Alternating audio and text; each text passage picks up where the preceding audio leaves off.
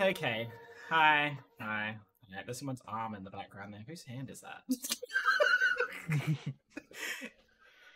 Let me do that again. Hi, guys. I'm not going to fix the camera because I can't be bothered.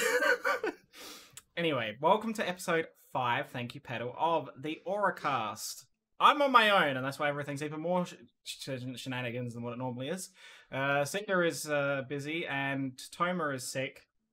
So I've pulled some strings, and we've got 2 guests that were coming on anyway, but they're going to be here for the whole time. So let's play the intro, and let's bring them on now.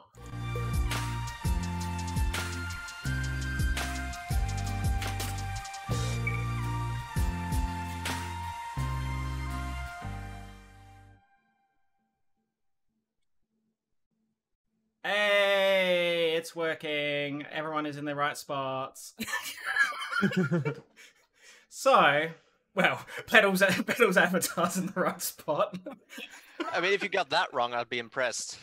So anyway, you stubbed your toe. Wonderful. That's painful. We're off to a great start.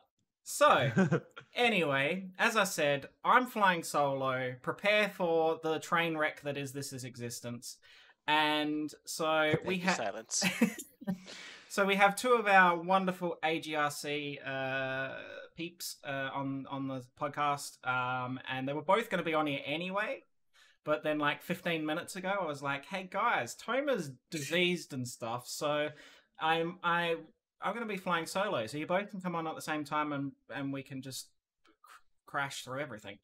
And so yeah, so we have TheTruePetal, Velask. An ooga booga to you too. And hey, I'm speaking Elixir, okay? I figured as much.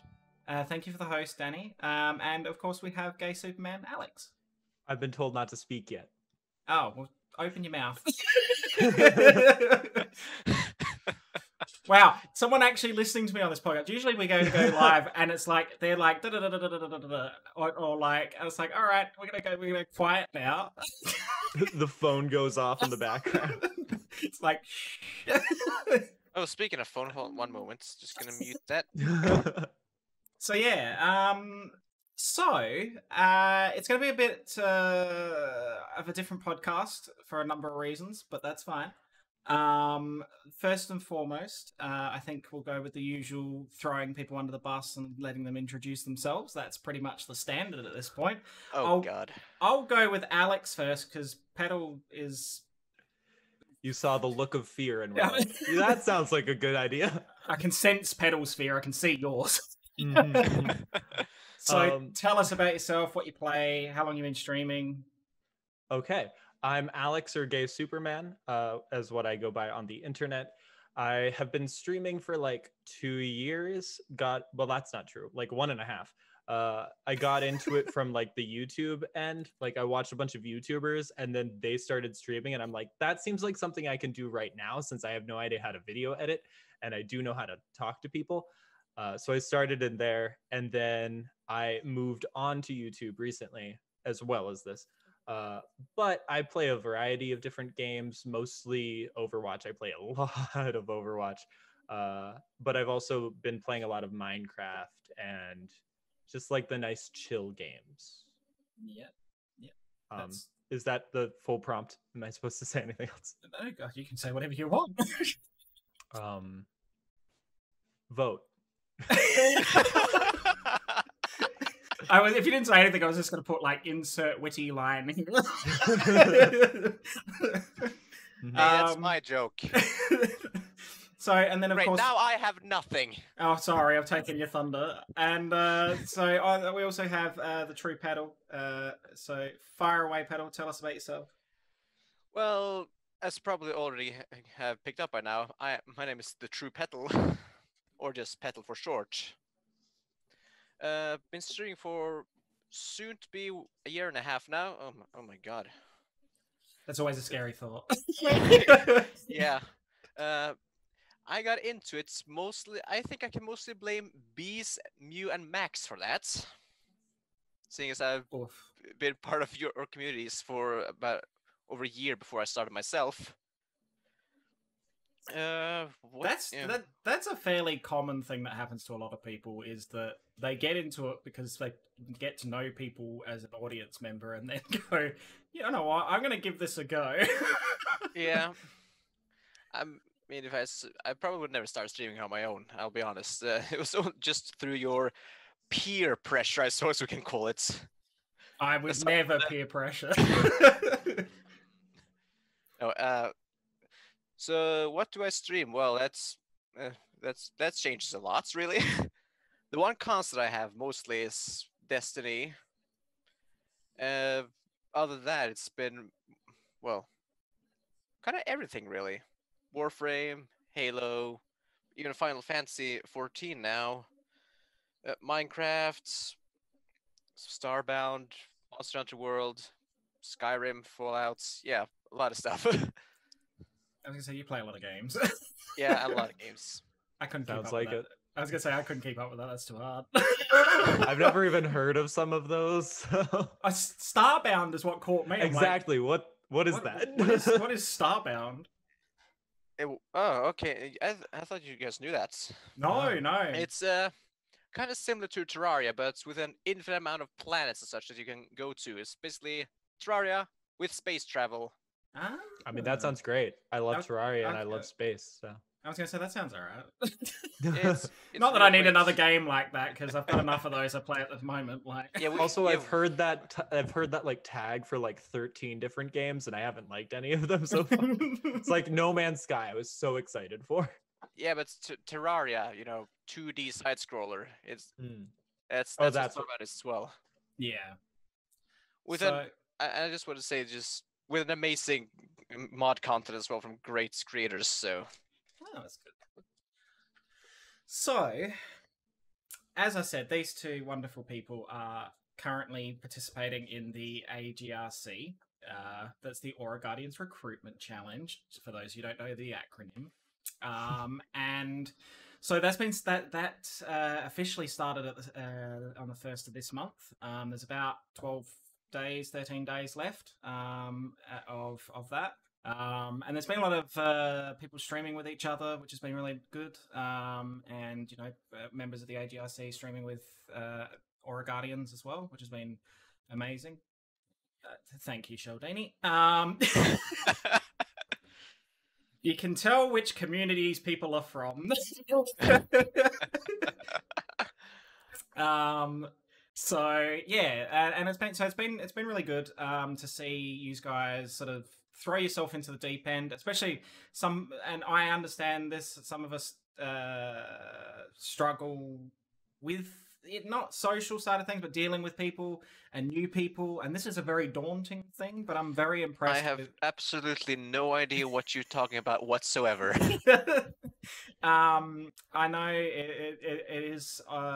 It seems a bit overwhelming, but I guess the end game from the team's perspective is that the people who are participating in the AGRC need to fit in with.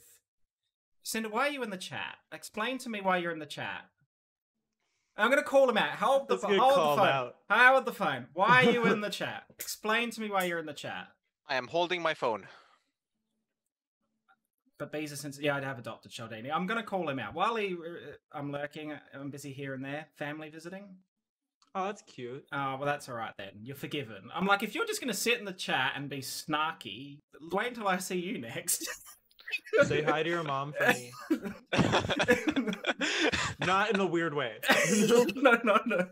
Hello. No. I was just like, your mom. So yeah, no, it's been really good to see you guys sort of throw yourselves into the deep end and have a bit of fun with it along the way as well. And it's also been kind of refreshing to see some of the Aura Guardians do some streams and that they don't normally stream, if that makes sense. Like I was watching Alex and Charming play Man of Medan, for example, and that was cool. That was that was awesome. I've seen Petal and Toma play Destiny together, and Toma carrying Petal like a sack of potato. No, I mean, not wrong. Let's be honest. It's close. I mean, if it was me, I absolutely a sack of potatoes. But So it's been really, really positive to see that. How have you found it so far? Who wants to start? You know what? Pedal can start this time because I threw Alex under the bus last time.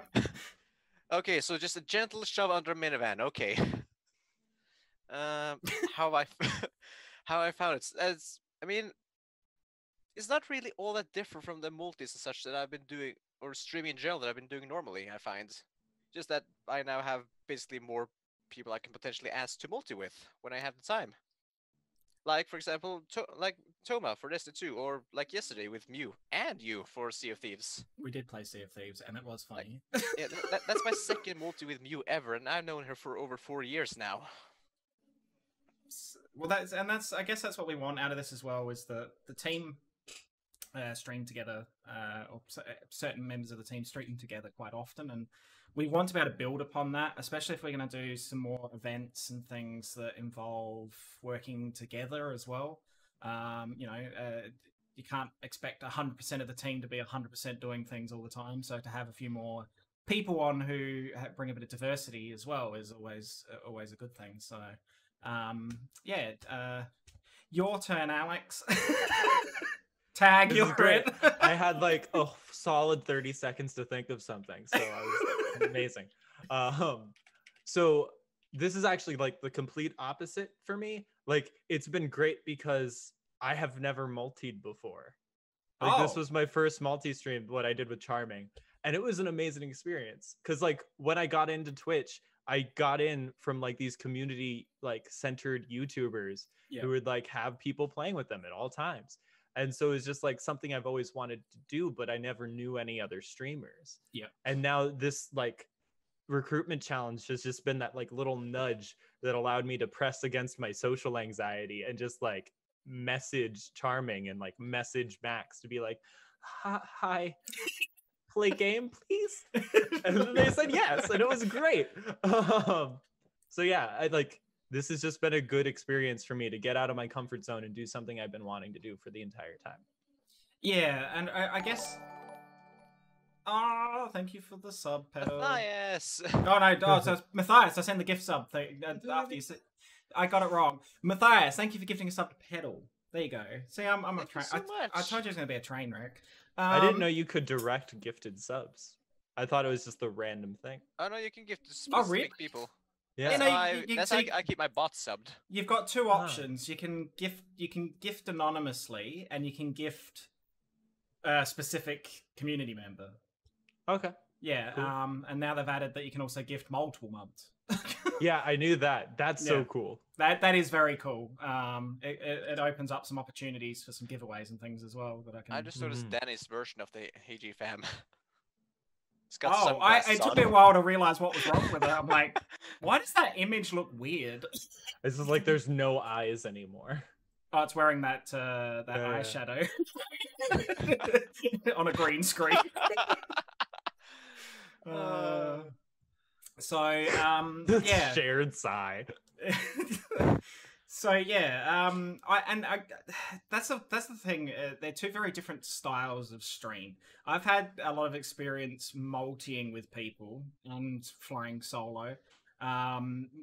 Anyone who's watched any of my multis, especially something like Dead by Daylight, knows how much just absolute carnage and chaos those are. But they are somewhat the most entertaining things I do, and so being able to work with people, especially if they're very similarly minded, like you're very compatible, it can create some amazing content. Because you're not just bouncing off your chat, then you're also bouncing off of somebody else and potentially their chat. So it's it's a whole different dynamic, and if you can get it to work, it's really, really good. And it's good for growth because you get to meet new people too. But it is very daunting the first time. Before you know it, you're bouncing all over the place. Then you got multis coming out of your ears, and trying to find time to fit all these multis in is like, all right. So my D&D group is going to get very annoyed with me because I've started scheduling things on Saturdays because it's like when everybody can meet because of like European time. Yeah. It's great.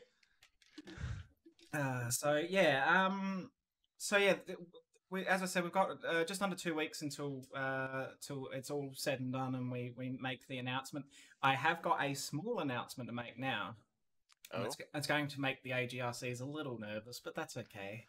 Oh God. So, it's coincidental that it was timed this way, but August the 1st is when I'm announcing it, and August the 1st happens to be a Saturday. So August the 1st on the AuraCast is when I will be announcing who's joining the team. So if you want to know who's joining the team, you'll have to come and watch the AuraCast. August. I This hope didn't make I me- hope I'm not working, but at least not in the evening.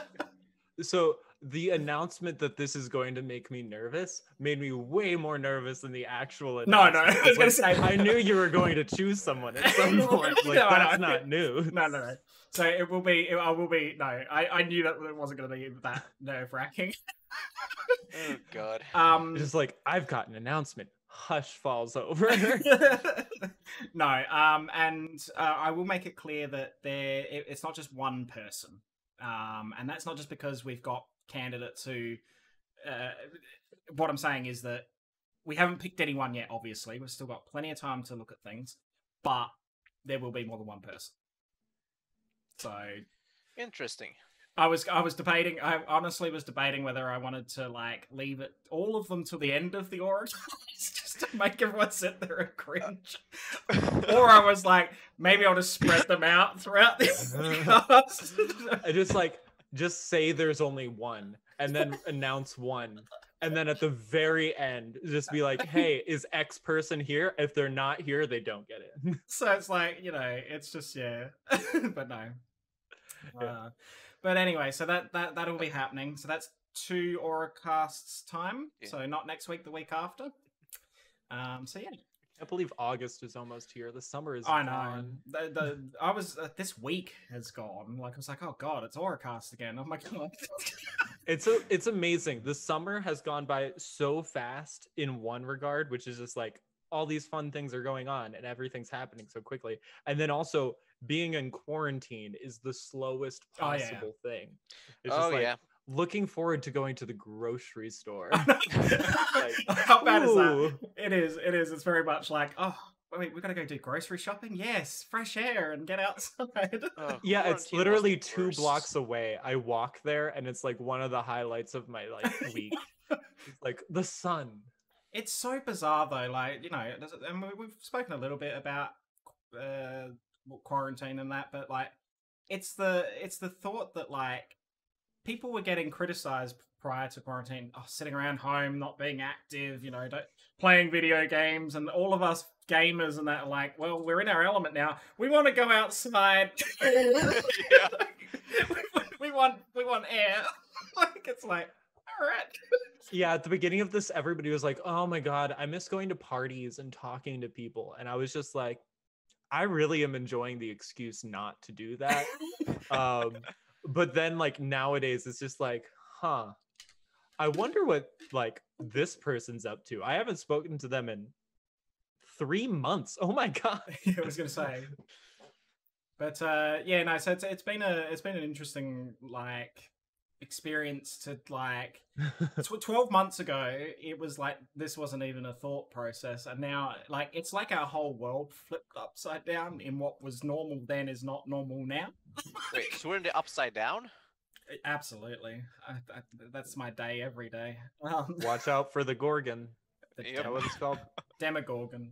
Demogorgon. Demogorgon. They like mixed up multiple things like from just normal mythologies, and I'm just like, what's happening now? They just smushed it all together. It's got a wonderful face. Trust me, I've seen the Demogorgon up close and personal playing DBD. It's not a pretty sight. So yeah. Just want to kiss you. Oh god, now I've got quotes from DBD going through my head. So yeah. Good grief. Another thing that happened this week in AG is that the Minecraft server is now open. After my beautiful introduction video. It opened. Good to see that. It's on YouTube. It was also under the announcements. Watch after this then. How dare. Oh, that's minus points for Petal. No. No. Hey, I have work. Some of us have actual work to go to. Yeah, I know. I have work to stay to. I work right here. Oh, lucky you.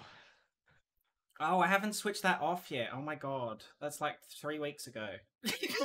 Yeah, I was about to say, isn't that one a Oh, bit that. old? God. I thought you were talking about the fan like gently blowing your hair. Yeah, I was back. gonna say it's the effect I'm going for. It's like a warm breeze. So yeah, the Okay. server is now open. It's a vanilla server in Java or Java version. And there It's a realm, right? No. It's a server. Oh, okay. Yeah, no, we were gonna go realm, but there's too many restrictions on number of people, and you can't adjust that number. Whereas the server at the moment's got a max capacity of, I want to say 30, maybe something like that. So we've It's a You lot might- of people. well, it is, and I mean, there's already about 7 or 8 people in there already, which is good. I'm in there, but I haven't actually started doing anything. That's my plan later today. But yeah, it's been good, and it's been nice to see some new faces and some people who are always around the community in there.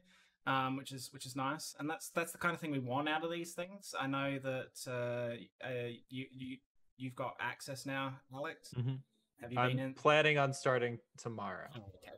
Oh, okay. If I'm gonna be streaming it, I want like the first impression to be on camera. I have to say, and to toot my own horn, or actually me and Jellies, I'm really happy about how the like entrance spawn point is. That we built this little hotel thing, and it's got a water fountain and everything, but it's like the starting hub world for like. I can't spoil it any further. I also can't cover my ears when I'm wearing headphones. I was gonna say spoilers, like just push the sound in further. Gently shoves hands under headphones. So there's it's basically the starting hub for the world, and I wanted it to be the center point of the world, so that it wasn't just a random world, and then people can then branch out from there and build their little things and that. But there's always a center point, and there's an area for people to start, and that's. But it was a nice build, and it was like and there's a little surprise on the roof if anyone hasn't seen it already, and I didn't know much about it until I got a picture after the fact from Jelly. And it looks hilarious. But it's well worth it. Whenever there's a surprise on the roof in Minecraft, I'm just assuming it's a creeper. Yeah. But I know it's not. No, There's trust a me. creeper The spawn on the area, roof. the spawn area is well lit, and it's fenced off. So it's Good. Hopefully, there's no creepers in there because there shouldn't be. So if Sorry. you want, that's all right. If you want to access that at any stage, guys, just message me or Charming, and we'll give you the details for that. Yeah, no, it's good, and this is the kind of thing that we want to do. There are other things we're working on. Obviously, Destiny has a clan for AG as well, which people are welcome to join. Once again, you can just contact me, or in this case, it's Petal. And you can join that, and that you get extra stuff for being part of that, clan rewards and stuff. So it's all working towards a common goal there. There's a few of us already in there, so yeah, and a lot of us play it regularly, so that's always a bit of fun. So yeah, and then pretty much that's pretty much it for AG news this week. It's, as I said, July is we've been very much focused on the AGRC more than anything else. There's a lot of other things we've been talking about in the background. The movie night will be happening at some stage. I need to speak to Charming about that, and we are also looking at doing a Jackbox stream on this channel at some stage as well. So there's a few things in the works. It's just there's so much going on at the moment that we are just focusing on the AGRC primarily, and giving it the time it needs. So yeah. So anyway, gaming news this week. There's been a few little bits and pieces. Does anyone want to start the ball rolling with anything that they've heard, seen, want to talk about this week? I For was game like news, you're so going to the wrong person. I'll be honest. I keep up with game news so heartily that I don't know when things happened. like Overwatch news could have happened like yesterday or like 3 months ago, and it won't affect me. Like, I could talk about like Baby Bay is retiring from the Overwatch League, but you guys probably don't care about that. I care immensely. That's fair. That's fair. Actually, that's something I was going to touch on that Danny has just put in the chat, and that is, it literally has been put out in the last 24 hours. I don't know if you two are up to speed on this. No. Oh wow! I've never even heard about it. Okay. So this was leaked or put out and then retracted, and it's a game called Gamer Girl, and basically the timing couldn't be any more worse. And I don't think it's appropriate on any level the game at all. But you know, the timing couldn't be any worse with what's been going on the last couple of months. But it's basically you are put in a position where you control the aspects of a streamer and their day-to-day life and their streaming and their chat and everything else, and basically it's wrong on so it's so bad. It's basically Twitch the simulator, but all the negative stuff is in like the trolls and the full stuff that's going on in the background and people being exploited and everything. And so they turn it into a game. And it's like, so two things. One, it's wrong on any level. I don't like it. And you know, I'm adamant about that. I don't think it's appropriate in any way, shape or form. Two, who at the time was sitting there in that company, whoever made it, I can't remember off the top of my head. I don't think it's a big studio, obviously. And went, let's put it out right now with all the shit that is going on Twitch, and we've just had Pride Month and the Black Lives Matter movement, just everything that's going on and the sexual misconduct stuff that's going on as well. Who thought that was a good idea? Like, it sounds like a Bethesda move, to be honest. It's just like, there's so much around streamer culture that's like pretty toxic. Like, there are amazing communities, but the biggest problem that I've seen is the misogyny and just like people going into chats of like female streamers and saying what they can and can't do. And then you're literally going to make a game that like you literally control their body and like their choices. It's just like, wow, is this exactly like antillary? The opposite of the point. The opposite of good. It's like, not only is it a bad game mechanic, it just sounds boring, it's also toxic. It's so bad. Like the concept, there's nothing. I don't look at that concept and go, there you go. Wales Interactive is the company. I don't get it. Never heard of it. I don't understand why they thought this was something that the world needed, and even in any circumstance, but in the current like situation that Twitch and other streaming platforms are in, and dealing with the abuse and everything that's going on every level, why this was deemed appropriate. You know, the minds that sat there and came up with it, I don't get it. And it was like, all right, well that's a thing, but then they were so like, they made like this almost cinematic trailer, and then as Danny has pointed out, they are now trying to play the card of, but we thought it might help open up discussion. And it's like, no, you're glorifying it by letting people play it. Because the way it handles it is not correct. If you'd handled it in a way that it may have opened the discussion as you wanted it to, and I think this is a knee-jerk reaction to the just absolute outrage at the moment. Trying to salvage it. They're trying to salvage themselves, because this wasn't what they put out in the first place. So I can see a way for this like idea to be what Danny is saying. Of just like if it were more of like a story type game, like that game with the records where you walk through the house. It's a really good game. Not records, like the cassettes.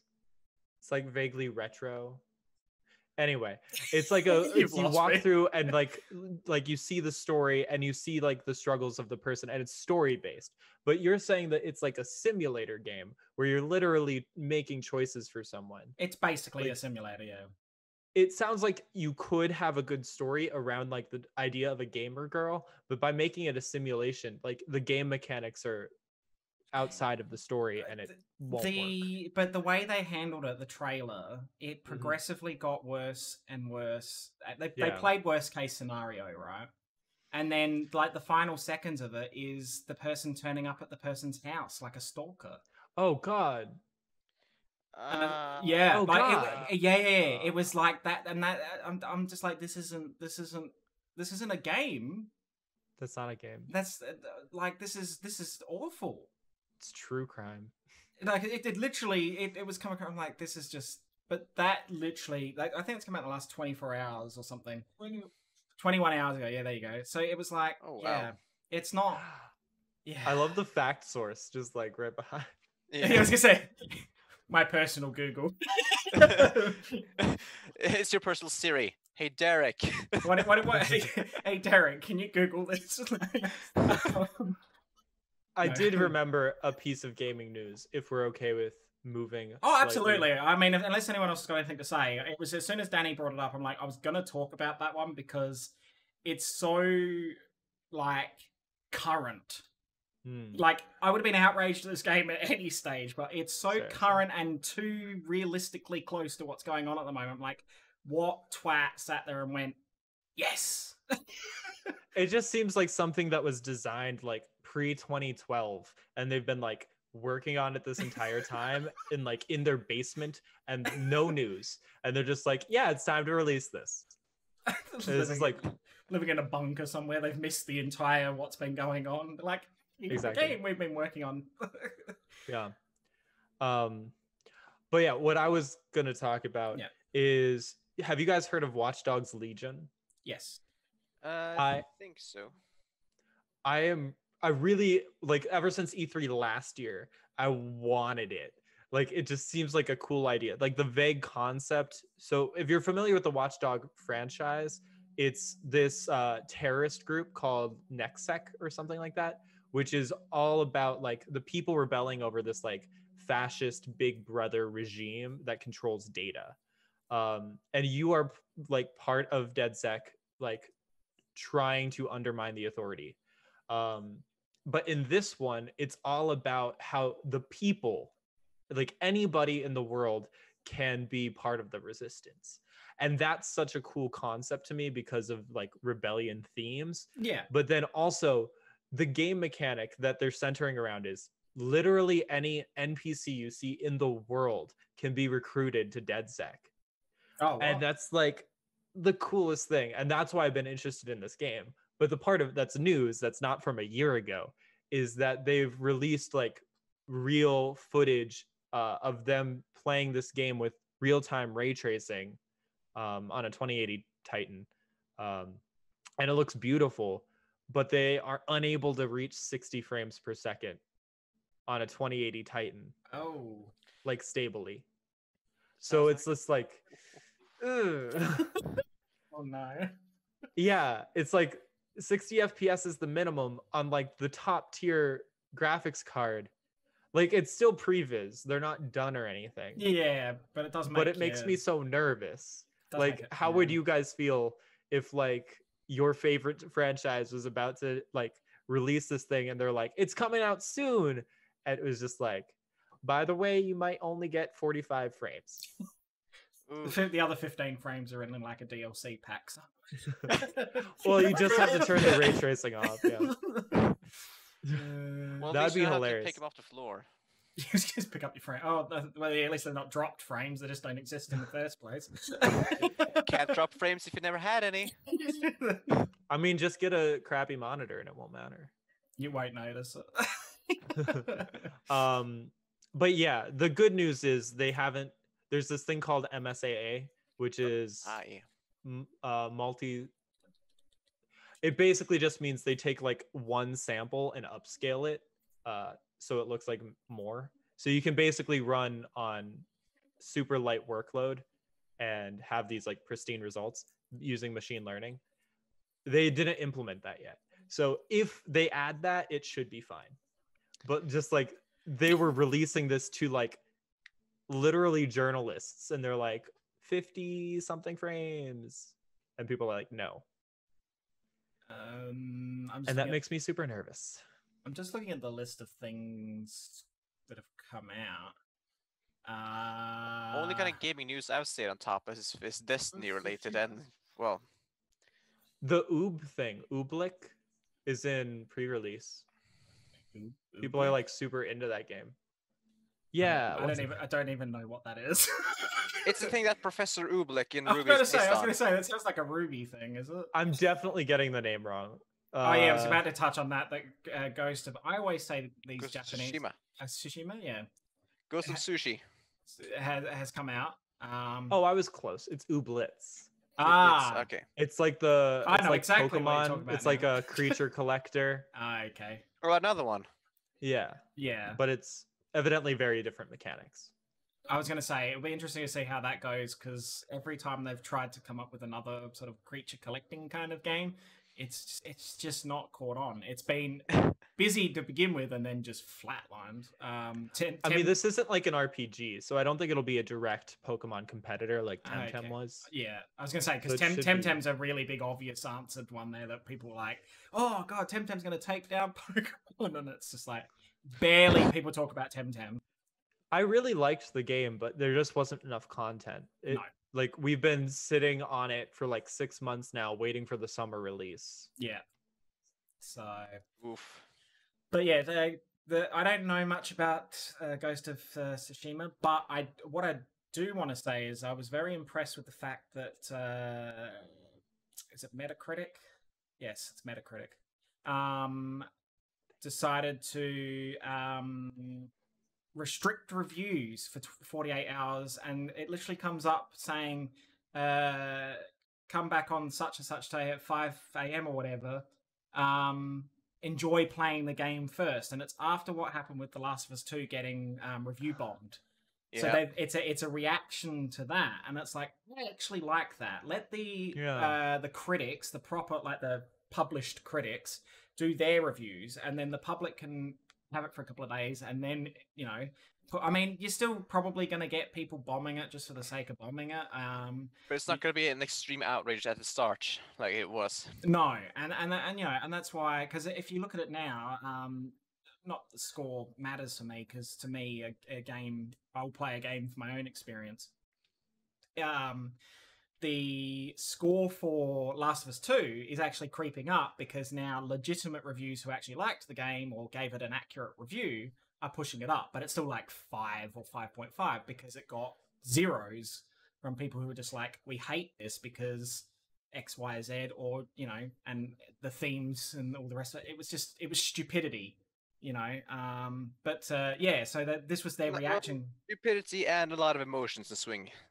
Yeah, and that's the other side of things. But people were not fairly.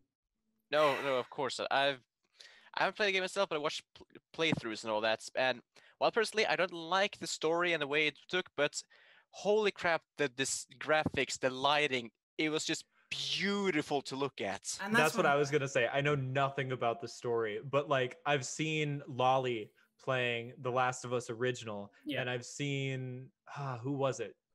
Kaylee? Someone in AG was playing The Last of Us 2. And the graphics are just like leaps and bounds better. And that's what I mean. It's just like amazing. If you're going to review something, you should review each aspect. Like, you get asked what you score each, you know, thing, whether it's graphics, sound, blah, blah, blah. So even if you don't like how the story played out or the way they handled it, then you can't sit there and say that it was a 0 on graphics and a 0 on sound design and a 0. No. Because it's not realistic. Even if it's not the kind of game you would play, graphically speaking, it's gorgeous. this is kind of an issue with game reviews and reviews in general, because like you kind of have to believe. So there's critic reviews, and critic reviews are what you're supposed to be like, yeah, this person is paid to like critically analyze video games. But it's also like, if you have these like official mediators, they could be easily like bribed. Yeah. And like that does happen with like free copies of games and stuff. But then like you can't also trust the people, because the people don't have any like credibility on this. It's an anonymous review, and it's just like, I don't care what Java Lover 39 thinks. Like, so you need the aggregate, and then if people tank reviews, it's just going to make it a useless metric, and it's going to be annoying. Yeah, no, exactly. In regards to what Pineapple said, like if you want to pop into the chat, and we've already passed the topic, feel free to, because the podcast just keeps rolling along, and we can always come back to something or talk about something. And that's the fact that everyone's had with that Gamer Girl trailer is it's the shock factor, and it even the trailer, it's the most negative run of a game you could ever see.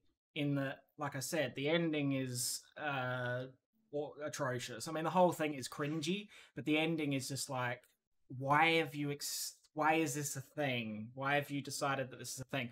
And it shouldn't be a thing. But yeah, no, and that's the bulk of people who are looking at that going, why did you do this? So no, your feelings are valid.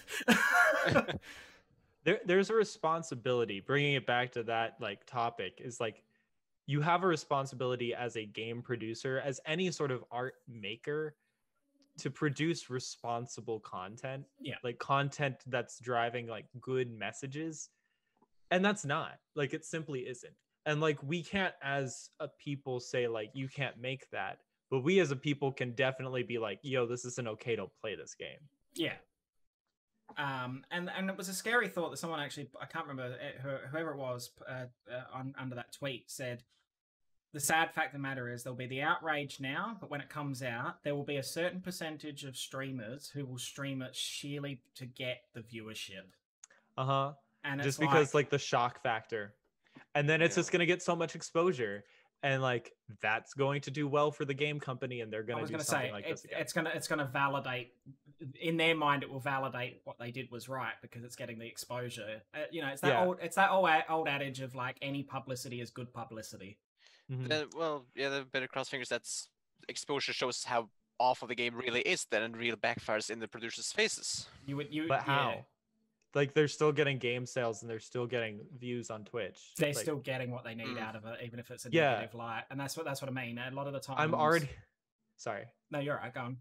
I've already talked myself into believing that they're gonna have Gamer Girl 2 bathwater or something.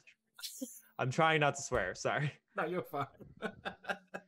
But it's true, and that's a scary side of things, and like Charming said, just to go back on the topic of Last of Us 2 and review bombs and that, a lot of the time it's people who are salty about the fact that it's a console exclusive, and it's like, well, that's no secret. Every console has its exclusives because it's developed by the studios that they own. Yeah. Like, it's like, so if that's the case, why don't people get outraged that Pokemon is strictly on Nintendo consoles? They don't. People don't get shitty about that. They don't get angry. It's like, so why get angry about this?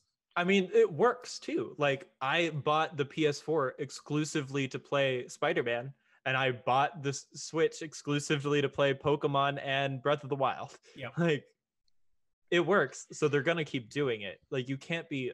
And you can be upset, but you can't like tanking reviews because of that is useless and annoying. I don't know if I think we touched on this a week or two ago as well. It is that there's this thing with Nintendo. I'll be the first one to admit, I'm a Nintendo fanboy, and I have been my whole life. But I don't understand. There's never that level of criticism that Nintendo doesn't get that criticism like other companies do when they've got exclusives, and it blows my mind that there's not even that level of equality for those three major companies.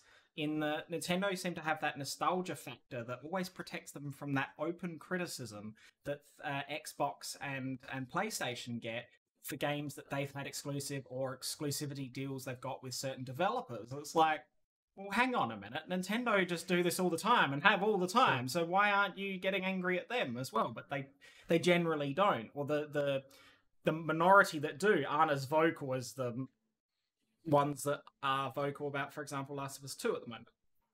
Yeah. So it's so strange how this culture of like outrage works. I think it's partly due to how Nintendo and at least the employees, their acts do. I've one example of that actually. That's just, which is a comparison. Oh, excuse me a moment. There we go. It was. You're allowed to have some water, despite what Alex said earlier. I can't. Okay. That was before the stream. There's no context for that. Okay, so when the Wii U came out, it didn't do that well, and Nintendo's profits suffered as a result, right? Yeah. It was basically any other company in that situation, layoffs and all that. Nintendo, no, they didn't fire anyone. The CEO at that time, who sadly passed away now, took a 50% cut to his own paycheck to keep everyone employed. You would be referring to Satoru Iwata. Yes, I am terrible with names, so yes, thank you. And he did, and they're very much of that mindset. I guess that as a company, they've always been like that. I mean, if you want to talk about massive missteps, we bashed the PlayStation 3 for being expensive a few weeks ago. I mean, on the podcast. You mean the 5? No, I'm saying like previous history. People saying about the PS5, okay. like the issues that could exist there, you know, and the price point and everything else. And everyone's saying, oh, you know, Xbox have designed an ugly console and they've designed this beautiful console. But it's like, yeah, but Sony's not exempt from massive mistakes, because the PS3 was $1,000 when it came out. Holy what? It was so ridiculously expensive that the initial sales were way under the predictions, and especially when it went from like the PS2 being, even when it first came out, very, very affordable, to the PS3 being just a massive expense. Like, it was massively expensive. So if you're talking about the Wii U, I owned a Wii U. I bought a Wii U, and you know, once again, Nintendo fanboy. The Wii U was such a misstep, and I look at the Wii U as the transition between the Wii and the Switch. The Wii U was what they were aiming for with the Switch, but they didn't quite get it with the Wii U, because for starters, the branding was a big issue. You shouldn't have called it the Wii U, because it sounds like it's an addition to the Wii. It doesn't, or like a peripheral is the word I'm looking for. It kind of was too, and it was like, okay. I was about to ask, it wasn't. It was, you know, and the clunkiness of the Wii U gamepad, and it wasn't the usual level of Nintendo quality. You know, and I guess that's because they sold so many Wiis, and the reason why they sold so many of those sounds like an ambulance was coming. Wii U, Wii U, Wii U. Oh, I thought you were making an inappropriate joke. Oh. And so they sold so many of those consoles, but what they don't realize is that the consoles sold because they had these basic ass games like, you know, Wii Sports and everything that appealed to just anyone, and people bought them because it was a cheap console, and it was a very. It was also the first kinetic gaming experience. Yes, it was. And that was a huge novelty. Well, they never, and that's the thing. It was a novelty that never really quite got full potential out of it, if that makes sense.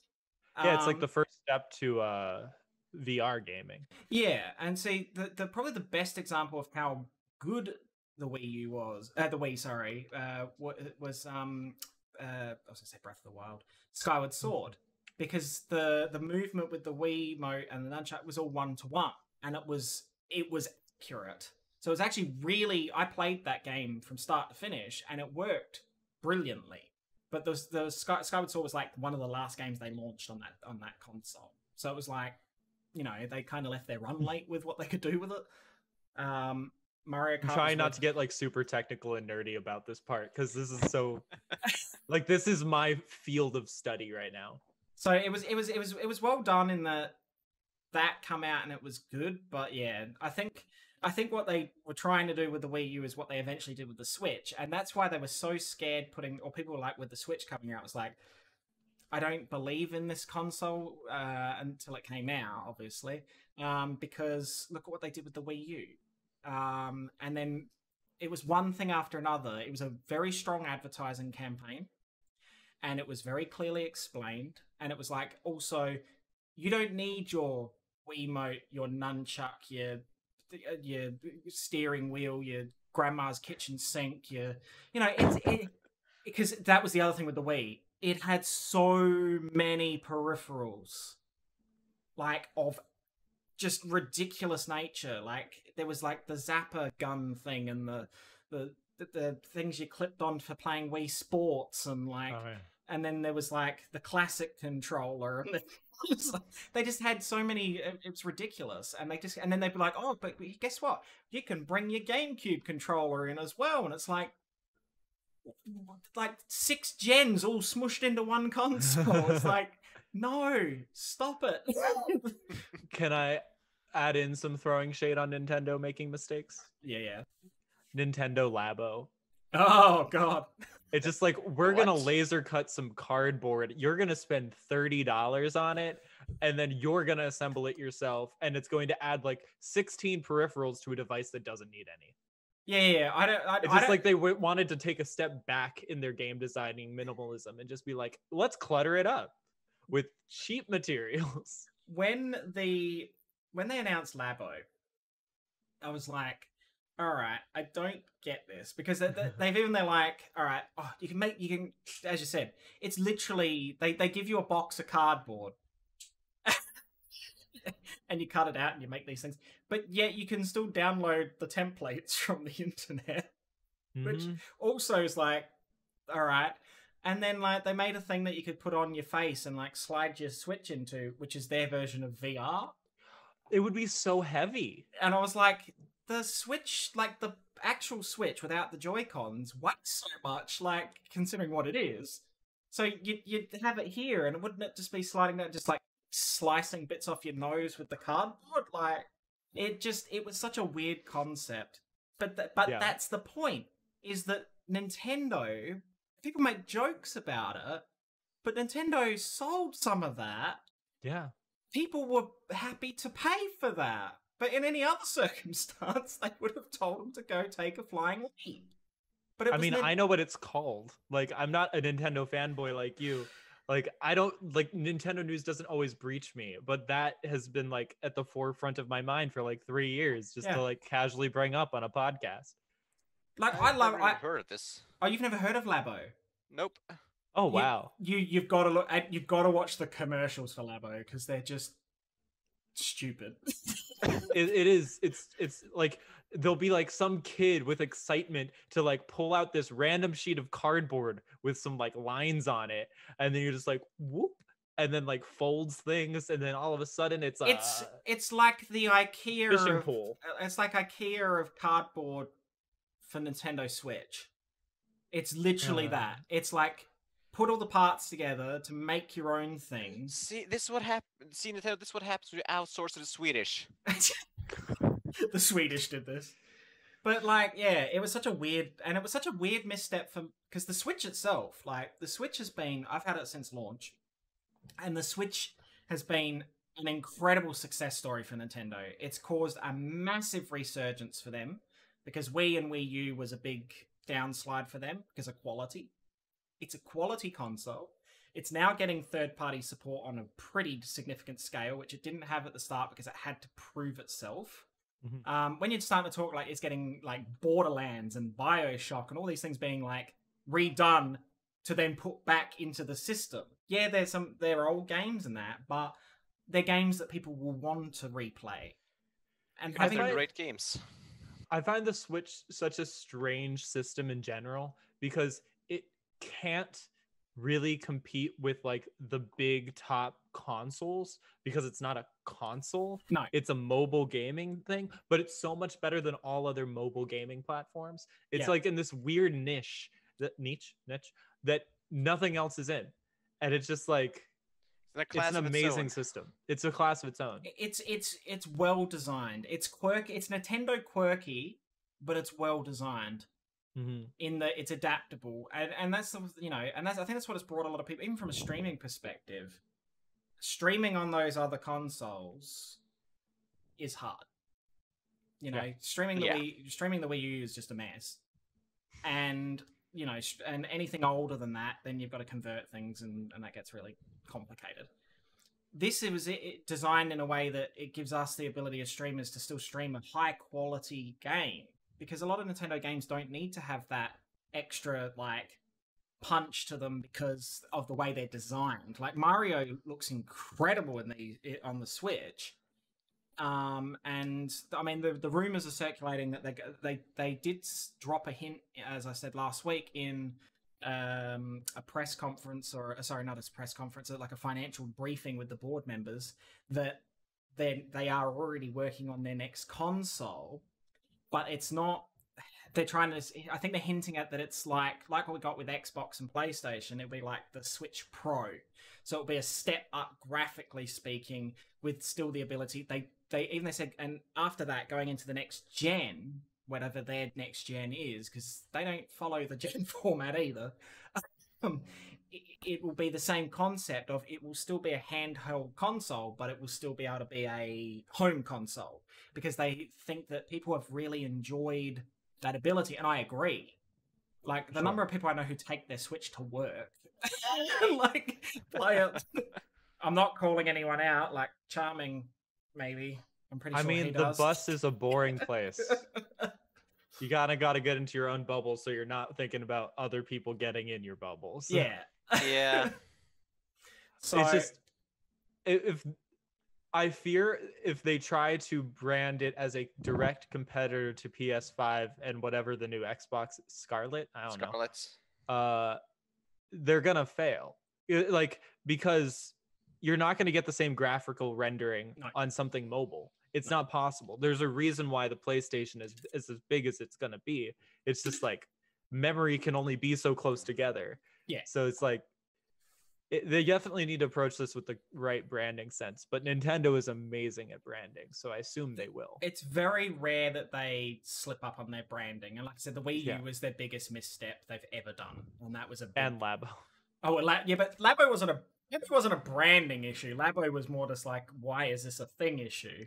So whereas you could do Labo right? Like Labo could have been like this educational thing, like how to teach children how to do crafts and follow instructions. But they made it like $30 for a piece of cardboard. Like the production that it cost was not that much. They could have sold this thing for like $7 a thing, and it would have been a great idea, in my opinion. And well, that's the other thing with Nintendo is, doesn't matter what they sell, it's always it's always pricey, and it never goes down in price. When you have sales, you'll see a PlayStation sale and it'll be like a $100 Australian dollar game, and they were selling it for $50. You see a Nintendo sale, it's like, here's an $80 Switch game, now it's $75. It's like, it's not often that the games go on special, especially if they're first party Nintendo. Like if they're Nintendo developed, they don't lose value. You were talking on the stream on this podcast a little while ago, like 3 streams, about Snap, Pokemon Snap, and like I would be so hyped for it, but I know it's going to be extremely expensive, and it doesn't look like a full game to me, so I'm probably never going to be able to play it, and I'm sad about it. Also, it needs to be in VR. If it's not in VR, I'm sad. Like it's a perfect. It's the VR dream. That would be an amazing VR game. Yeah. But it's gonna be like $80, and I'm gonna be like, it's gonna be a full price game. There's no doubt in it, because it's not even like a port or a remake. It's a sequel. Yeah. So it's gonna be a full That's painful. Just should a price tag of a full AAA game. Yeah, exactly. That seems extreme to me. They will though, and Nintendo gets away with it. Like I love Nintendo. I love Nintendo, and I'm not denying that I love Nintendo. But that's the kind of shit they get away with all the time, and they just do. I don't know why. The lighting in Pokemon Shield and Sword, everybody was like shouting praises to the graphics in that game, and I'm just like, the shadows. Yeah. It's just like, what is happening here? It's also very sad looking at. Don't get me wrong, I love Sword and Shield, but it's looking at that and then seeing what they're gonna do with Snap was like, why are we not getting those graphics in the mainline game? Because that would be freaking amazing. Like, Snap looked gorgeous, and that's probably not even final look. It's just like, you know, because they didn't even give us a time frame for it yet when it's coming out. It's like, wow, all right. That just gave me an idea. They didn't give us a time frame, and now we're hearing this thing about a pro version. Maybe this is designed to be VR. Because it seems like right there. And like, if we're getting a pro version, maybe it'll be able to support VR. And maybe this will be like their flagship for it. Huh. I'm putting in my prediction now. And if I'm right, we're going to like clip this and be like, we thought of it. Oh my God. Pokemon Snap in VR would be incredible. It's the dream. It's honest. Like, everybody wants to be in the world of Pokemon, and Pokemon Snap is the way to do that. Because you don't have to worry about the battle sequences, which would be really hard in VR. I was going to say, oh God, that would also be very jarring in VR. It's just like, and now a torrent of fire descends upon your tiny little Turtwig. It just gets blasted with fire or electricity or like... The first 4D game where it's just like heat sensors.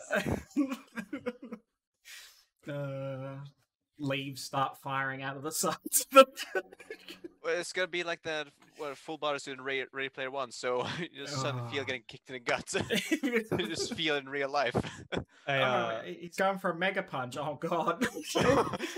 Blastoise uses Surf, and you just start drowning in your headset. Oh, that's so bad. You know, I've been in those rides that you go to amusement parks where they like have the things that like, oh, you're on a boat and then there's water spray, so it's just like a thing and it like, sprays you, but just put that in a VR headset.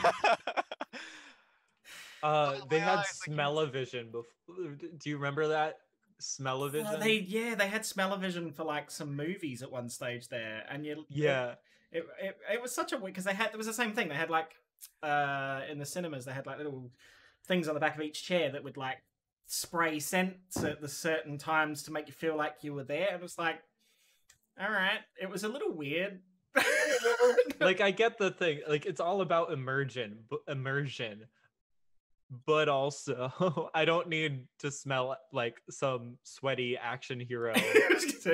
Like, some things are best unsmelled in a movie, I'm just sure. A manly musk. Some things are best unsmelled. GaySuperman 2020. I'll stand by that for forever.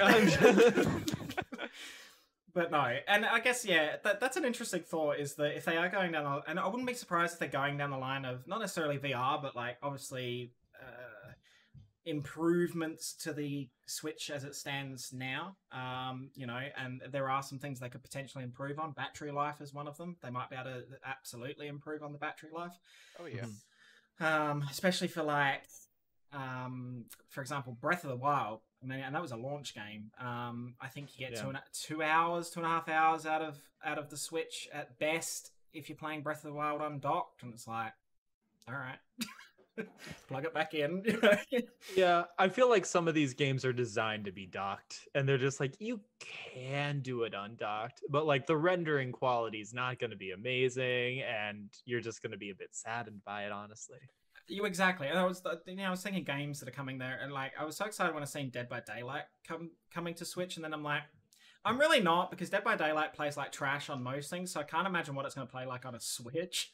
And then the icing on the cake is that's coming to Google Stadia. Hey, Beast, if my laptop could play it, then anything can. Try this on no hardware. Dead by Daylight, the VR experience. I bought on a fucking potato. I bought Skyrim on the Switch. I'd never seen or played Skyrim. And I looked at it and I'm like, it's all right. But then I saw someone streaming it online and I'm like, oh my god, this game is pretty. Oh yeah, it was Mew.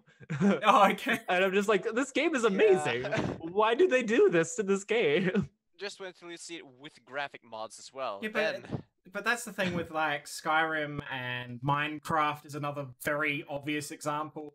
Is it comes to everything. Like the ongoing joke is like, I'm going to be able to play Minecraft on the screen on my refrigerator soon. Like, I mean, that's wait, the you thing. wait, you can't already? like, but I'm guilty of it because I've bought Minecraft on so many platforms at this point. It's like It's because Minecraft is I don't want to say the easiest thing to render, but it's literally made out of blocks. It's like the reason why RTX came to Minecraft before like anything else is because it's just like the way we do ray tracing is by putting things in blocks, and Yeah. it's already there. It's just like, of course, this would have been my first idea too.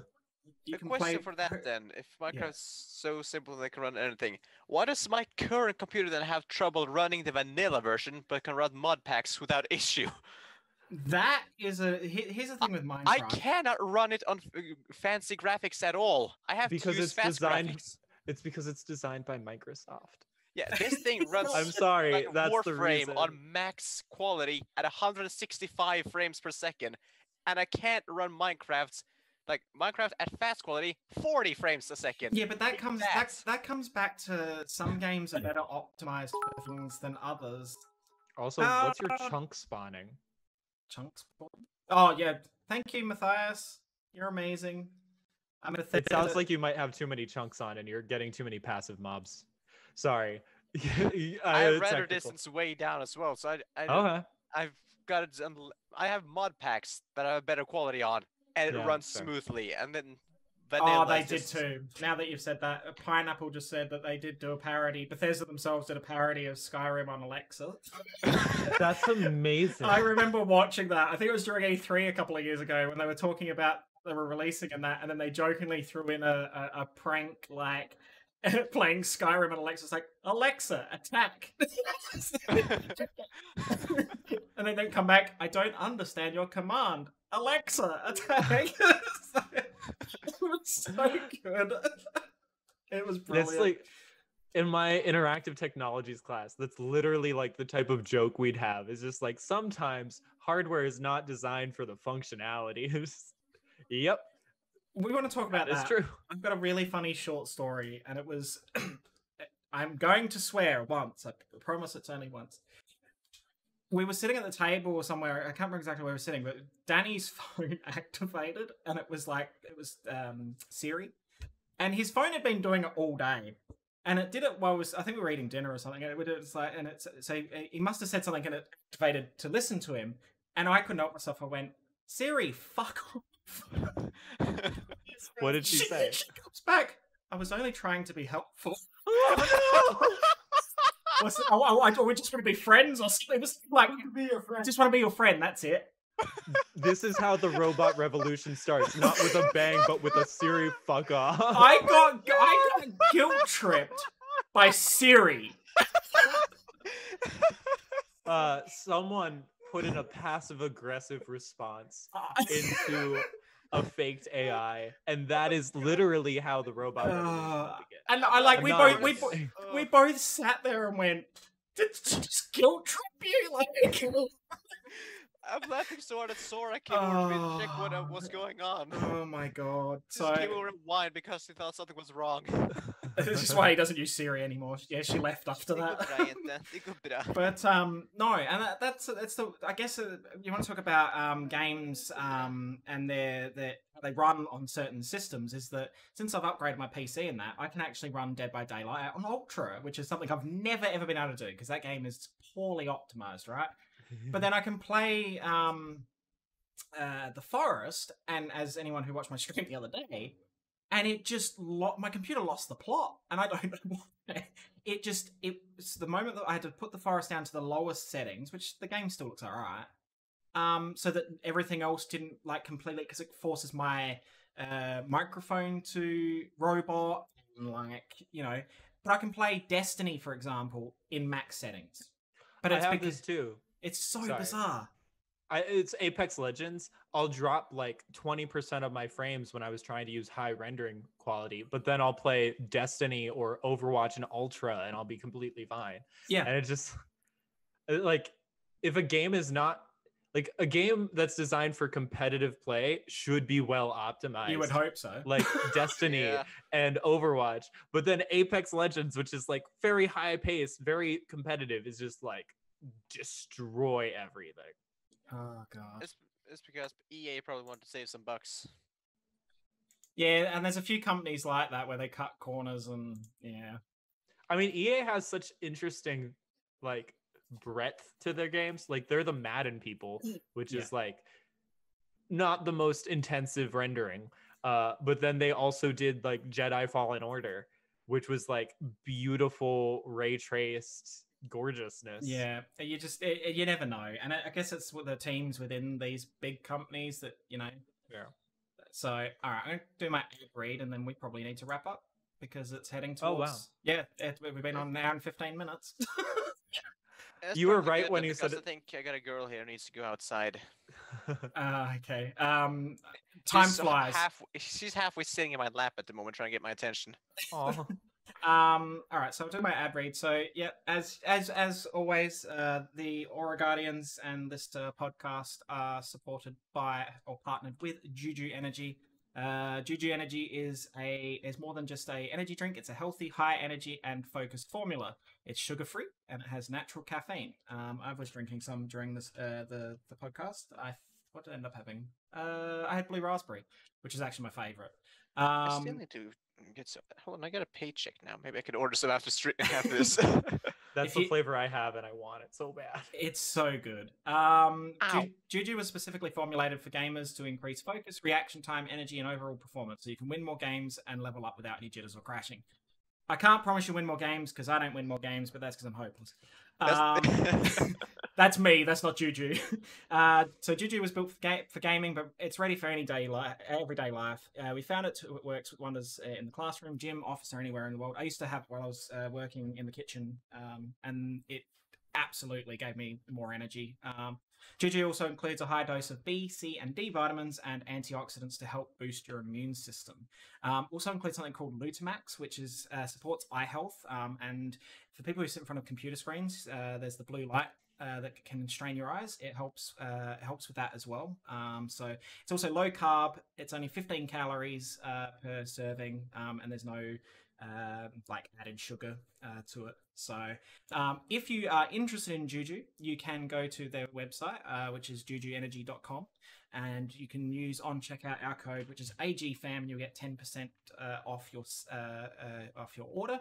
And the team also gets a bit of a commission from that as well. So it helps the team and it helps you guys save a little bit of money as well. So yeah, what's he doing? Is he peering in the background? No. Oh. He said, when are we getting the Saint 14 ad? Oh. I'm like, don't look at me. That's not a me thing. So yeah, no, sorry. Saint 14 is dying of disease somewhere. COVID? No, not COVID. I hope not. I mean, maybe I could do a Drifter impression, but... Oh, God. I'm so excited. I'm going to be playing Destiny soon, and I'm going to start understanding your guys' references. Like, I need this. If you ever want to do a multi, then I'm all up for it. Oh, absolutely. Yeah. Oh, absolutely. I'm sorry, I swore. Massive Destiny. Hell yeah, it's fine. Hell yeah, it's fine. I'm playing with Max next week, so... Oh, nice. Soon enough, I'll be multing with all of you. I'll be Guardian of the Year. We'll get you a sash. I mean, at least you won't have any competition with Beast about that with that title. What, Guardian of the Year? A vertical word. Yeah. Oh god. So yeah, I identify much more with the ghost, honestly. Oh yeah. It's just the useless person who just says sassy comments. That's me. I miss, before we wrap up the podcast, for those of you who are OG Destiny players, right from the very beginning. Oh my god, do I miss Dinklebot? I love the current ghost. Nolan North is amazing. Yeah, Nolan Droid is amazing. Peter Dinklage doing the original voice was amazing. Oh, you didn't know that, Alex? No. Was this from original Destiny? The original Destiny Ghost was voiced by Peter Dinklage. That's amazing. And in year 2, he couldn't continue because he was busy with other stuff. So they got Nolan North in to play Ghost from year 2 of Destiny 1 onward, but also redo the dialogue in the year 1. It was That's sad. amazing. But there is an Easter egg in either Destiny 1 or Destiny 2, I can't remember, where the Ghost has a moment where he suddenly starts talking like Peter Dinklage, and then like, oh, that was weird. I don't know which game it is, but no, that's not. It's not actually a reference to that. It sounds like he does it, yeah, but yeah, I know the mission you're talking about, and it's just because it gets under the influence of Rasputin. It's not actually. Right. Sadly. So yeah, that's his voice changes back to. Yeah. Did you just say Rasputin? Yes. Yeah. Like the Russian. He's also the humanity's most powerful war mind. You've got so much lore. You'll see as you go. There's so much lore, but it's good. Fair. It's good. It's very interesting lore. So it does seem really cool. As a lore nerd, yes, it's very interesting, Laura. if you ever want to find anything out or got any questions, ask Petal or ask Silent. Silent Gotcha. is also actually sorry, Petal, Silent, or Toma. They're all very knowledgeable on it. So Silent is a lore nerd as well. Oh god, yeah. Silent, we need to talk. That's where Aura Guardian comes from, right? No. It was actually, wasn't it with Lucario? Okay, so quick history lesson. Look at him cringing. He's like, "Oh God, I stuffed up." I feel bad. Like I feel like I'm gonna lose the recruitment challenge now. I don't know our history. By 2 grimoires, yeah. It works well for that. But Aura Guardian is the classification of Pokemon for Lucario. And when Just Lucario? Just Lucario. Yeah. Lucario is known as the Aura Guardian Pokemon. And the team founder was a huge Lucario fan, and that's where that came from. But now it's developed into this whole our branding for that now, and Guardian. Yeah, this guy does not look like Lucario. No. It's developed further and further. Yeah, so it's keeping with the history of the team, but it also works for a lot of what we're doing now. Kind of Lucario. Yeah, that Lucario. Pause. Matthias' emote is amazing. Yes, it is. It's so adorable. Stop distracting me with that emote. All right, so I think we can wrap up there. Is there anything you would like to say, guys? Thank you for having me. This was a lot of fun. I'm glad I got 3 times the amount I expected. Petal, any final words? That sounds so ominous. Any last words? Avenge me? Avenge me. Avenge me. So yeah, next week we are going to try and have some other members of the AGRC on the AuraCast. So I will reach out to those people. I'll be sure to dox your account then. Awesome. Wonderful. And so yeah, if you want to keep up with what's happening in AG, you are more than welcome to join the AG Discord. And you can follow us on Twitter as well. And most information on that is actually on our website as well. There you go. There's a whole heap of links and things for you. So if you have missed any of this or have missed previous episodes, you are more than welcome to catch them on our YouTube channel. They are uploaded usually the day afterwards, depending on my editing schedule. And then it's also an audio version on Spotify, on Google Podcasts, and on Apple Podcasts. That usually goes up within a couple of hours of me uploading it, so that's usually pretty quick now. I noticed that I uploaded it and 10 minutes later it was live last week, and it's like, well, all right. So it's super quick and a very easy way to keep up with it. If you watch or listen to any of those platforms, please either subscribe or follow those the channel for those. Leave a review, that would be amazing. And let us know what you think. And yeah. So anyway, we're going to wrap up. Thank you, Alex and Petal, for joining me. Thank you for just winging it with all the interesting development that happened leading into the actual I was broadcast. super nervous at the start, I will be honest. You guys were nervous, and I was just like, well, that went to shit before the All my scheduling out the window. Let's just hit the live button. But that's AuraCast in a nutshell, I think.